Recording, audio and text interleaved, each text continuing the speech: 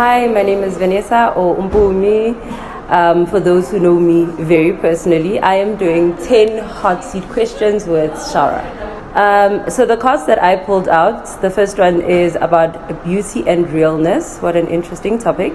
The first question is, if beauty products disappeared for a week, would you survive? And the answer is pretty simple. I think beauty is not about the beauty products that you use. It's a confidence that comes from within. So I definitely know that I would survive because who were we before the products, you know?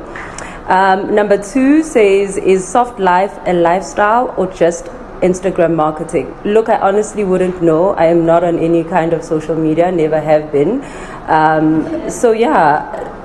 Also, like the definition of soft life, like what are we talking about, you know? If you're asking me about taking care of yourself, that's just a standard that you put as a woman, and it just depends on the individual.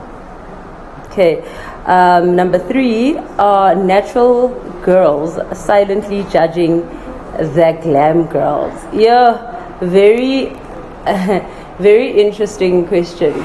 And I think it's a loaded answer that would come with it, you know? But I think there definitely is a judgy element to it.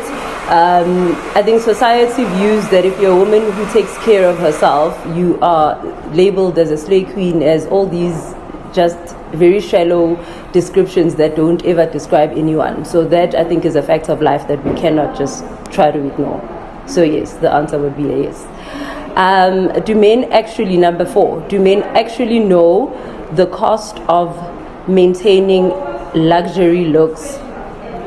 You, Sana, I wouldn't know what men know or don't know. I also think like it's not their business, because if you are the one doing for yourself, then it doesn't matter what the next person knows or doesn't know. Like, I wouldn't expect a partner to know how much it costs for me to do my hair, because that's pretty much really not his business, you know?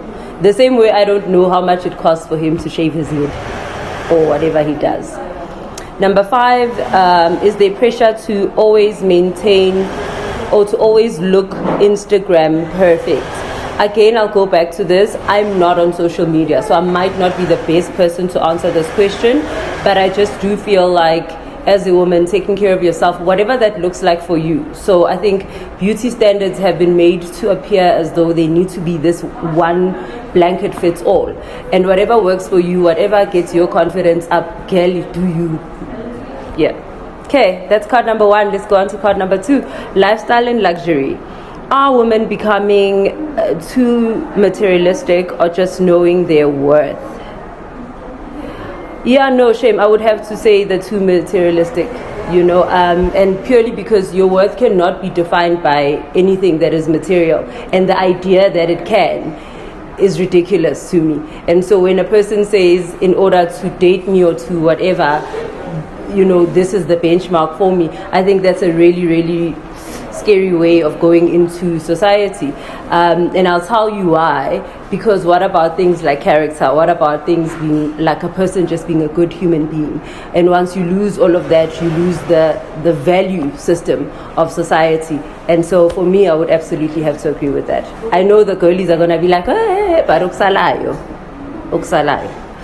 Number 2, should a man help maintain your beauty expenses if you are exclusive?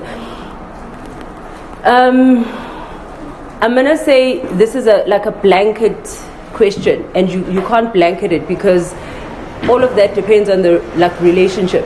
What I fail to understand is if like a 26-year-old is dating a 28-year-old and you expect him to maintain your lifestyle, like who had it figured out at 28, you know? And so that's unrealistic pressures that we're putting on each other that, to be honest, are just, guys, they tear away at the moral fiber of our society, and that's just a fact. Number 3, would you rather a man buy you a wig or pay your rent? Sana, my views are clear on that. Like, those are all things that have to do with individual relationships, you know? And so I think to speak of, what if my rent is 40 grand a month? But what if my wig is 12, like, there's no real answer to that. It just all these things depend on, every relationship should be looked at according to its individual merits. And it's when you look at this like social media life and you're like, because such and such is happening there, if I don't get that, that means I'm not in a loving relationship. Like, that's such a flawed and such a cheap mentality to look at your own life, and it takes away so much from your life experience, don't you think? I think so. Anyway, the last one, oh no, if a man, okay, so number 4 says, if a man says, I like simple girls, is he being honest or cheap? It's his preference, Sana. Like, you go and do that, I have no feelings about any of that. Or if I was in that type of a situation, it would really have no effect on me, because one, that's just someone expressing their preference. But if that means I should adjust who I am to better fit anyone else's mold, that's never going to happen. So it would just say that it's a bad fit. That's if I was a dating person, but I'm not. Number 5, is dating nowadays a luxury sport? I love how my last answer fits into this one. Absolutely. No, absolutely. That's why, no shame, it's not a thing that I would indulge in. I just think it's, I'm good. But yeah, those are my 5 answers, or my 10 answers for the 2 cards. I hope you guys enjoyed it. Thank you so much.